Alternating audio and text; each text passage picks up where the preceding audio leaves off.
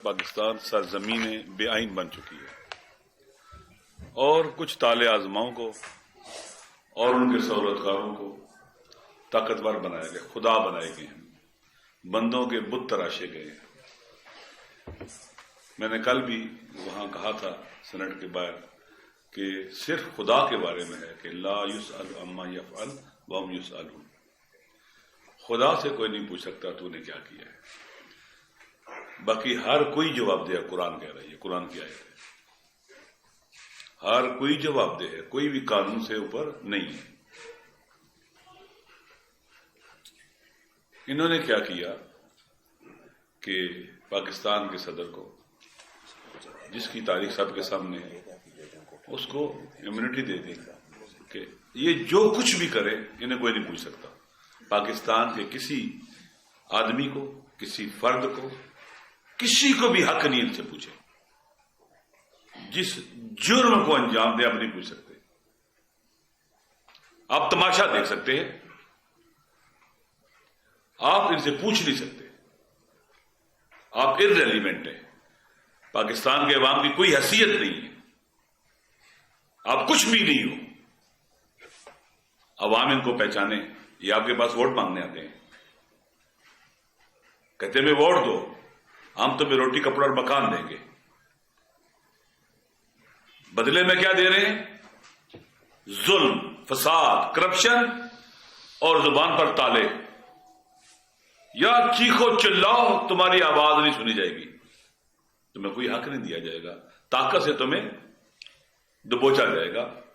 یہ ہے پیغام اس آئینی ترمیم کا۔ اسی طرح سے پاکستان کے اندر مارشل لا کس نے لگائے ہیں؟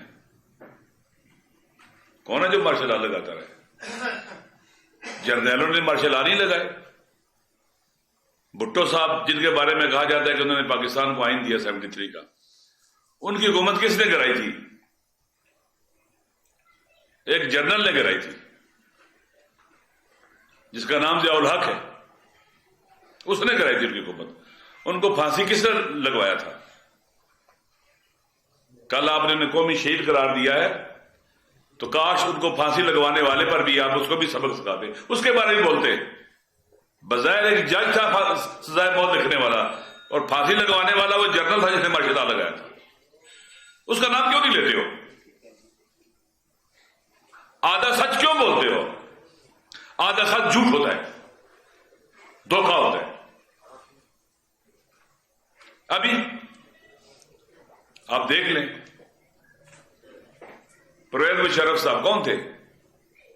نون لیگ والوں سے میں پوچھتا ہوں کون تھا وہ جنرل تھا جس نے تختہ الٹا حکومت کا، مارشل لا لگایا، پی سی او ججز بنے۔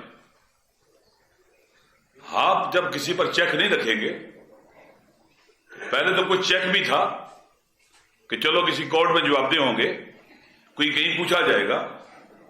اب آپ نے بالکل ایسا کام کیا، میں حیران ہوں کہ آپ نے ٹوٹلی آئین کے خلاف کام کیا ہے۔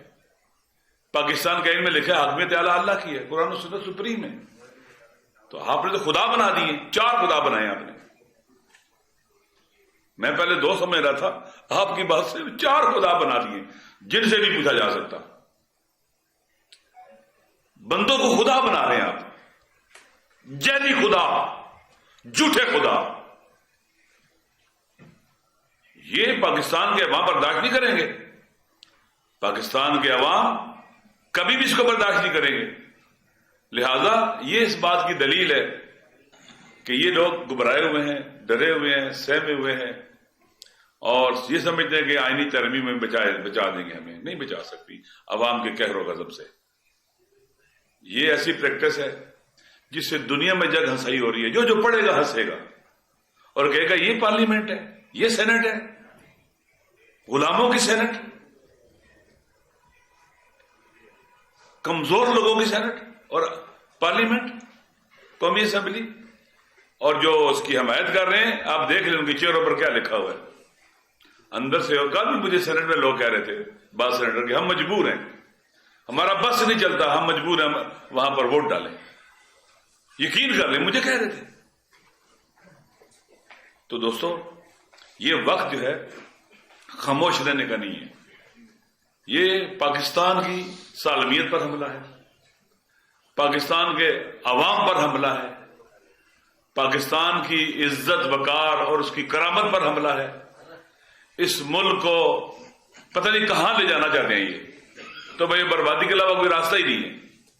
اس راستے کو روکنا ہوگا ہمیں. یہ ہماری ذمہ داری ڈیوٹی ہے. ایک پاکستانی ہونے کے ناطے ہم سب کی ذمہ داری ہے کہ ہم ان کے مقابلے میں کھڑے ہوں اور ان کو روکیں. کل قومی اسمبلی میں بعض لوگوں نے ایسی گفتگو کی جو اپنے آپ کو کہتے ہیں بے نظیر بھٹو شہید کے ساتھی ہیں. اس کی بھی روح تڑپ رہی ہوگی جب وہ تقریر کر رہے ہوں گے. تو یہ دوستو پاور پالیٹکس کا آخری بات کرتا ہوں، الٹیمیٹ نتیجہ ہے. جب بھی سیاست اقتدار کے لیے کی جائے اس کے یہ نتائج نکلتے ہیں: کرپشن، فساد، چوری، ڈاکہ، قتل و غارت گری، مزید انکروچمنٹ پاور میں، یہ لو، یہ بھی لو، یہ بھی لو. پاور پالیٹکس قرآن میں دیکھنا تو فرعون کی تھی، نمرود کی تھی. تو جس سے خطرہ ہو آپ کے اقتدار کو، آپ بچے سے خطرہ ہے نا، نجومی نے کہہ دیا کہا سارے لڑکے مار دو. آپ کو اب یہی ہوئی ہے، آئین ختم کر دو، آئین برباد کر دو، پاکستان کے عوام کو پاکستان کو قید خانہ اور زندان بنا کر اس میں قیدی کر دو، کوئی نہ بولے. یہ وہی فرعونی راستہ ہے تاکہ ہم کسی بھی ضابطے اور قانون میں نہ آئیں. تو میرے خیال میں یہ چیز ایسی ہوئی ہے، انہوں نے اپنے پاؤں پر کلہاڑی ماری ہے. جس شاخ پر بیٹھے تھے اس شاخ کو کاٹا ہے انہوں نے، اور یہ زیادہ دیر نہیں ٹھہر سکیں گے، زیادہ دیر نہیں چل سکیں گے انشاءاللہ.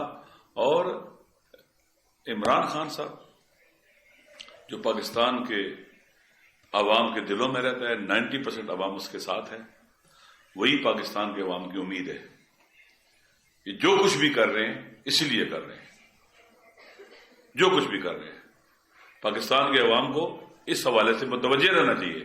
یہ جو اپنے آپ کو ہر قسم کے جرم سے مستثنا کروا رہے ہیں، ان کے ارادے بہت خطرناک ہیں. ہم نے اب گھروں میں نہیں بیٹھے رہنا، چپ چاپ نہیں رہنا ہے. ہم نے ان کے ارادے بہت خطرناک ہیں. یہ بھاگ کے چلے جائیں گے پاکستان سے، اس کو تباہ برباد کر کے. جب ایک ملک میں آئینی رہتا ہے ان پر حملہ ہو گیا، اس کا مطلب آپ نے پاکستان کو توڑنے کی بنیاد رکھ دی ہے. کوئی ڈاکومنٹ نہیں راجوں میں اکٹھا رکھے گا. عمرانی معاہدہ ختم ہو گیا، وہ سوشل کنٹریکٹ ختم ہو گیا پاکستان کے عوام کے درمیان. اس بحرانی دور کے اندر جو بدترین بحران ہے اس وقت پاکستان کے اندر، یہ انہوں نے پاکستان کو توڑنے کی بنیاد رکھی ہے. آپ جو مرضی کریں گے کوئی نہیں پوچھے گا آپ سے، یعنی آپ پاکستان بھی توڑیں گے کوئی نہیں پوچھے گا آپ سے. لہذا انشاءاللہ مجھے امید ہے کہ پاکستان کے عوام، جوان، پیر و جوان، زن و مرد، چھوٹے بڑے، سارے اس کے مقابلے میں سٹینڈ لیں گے اور اس حملے کو ناکام بنائیں گے. 71 کے بعد خطرناک ترین حملہ باقی ماندہ پاکستان پر ہے. اس کے آگے نہیں کھڑے ہوئے تو خاکم بدن اس پاکستان کے لوگ توڑ دیں گے. شکریہ. جناب لطیف کوسا صاحب، سینئر